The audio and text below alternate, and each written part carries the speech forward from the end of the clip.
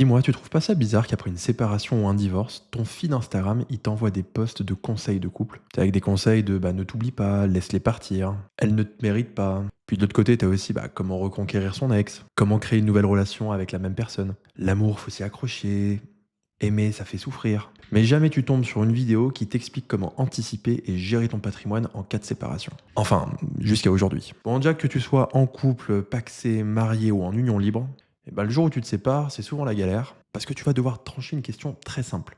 À qui appartient quoi? Et c'est là que les galères commencent. Donc déjà, tous ceux qui sont mariés, est-ce que vous avez fait un contrat de mariage ou pas? Et là, vous allez vite le voir que ceux qui n'en ont pas fait, ça va vite être compliqué. Est-ce qu'il y a des achats en indivision? Est-ce qu'il y a encore des crédits en cours? Est-ce qu'il n'y en a pas un qui est interdit bancaire et l'autre, du coup, qui est censé être solidaire? Que se passe-t-il aussi pour les enfants s'ils sont issus d'une même union ou d'une union différente? Comment on protège son conjoint? Enfin bref, t'as compris que si t'as rien anticipé et rien géré, ça va créer du conflit, une fiscalité salée et parfois même de la spoliation. Bon, la solution, hein, d'un point de vue patrimonial, elle reste quand même très simple. En famille recomposée, le duo gagnant, c'est souvent le Pacs avec le testament. C'est ce qu'il y a de plus souple, de plus efficace et de fiscalement intéressant.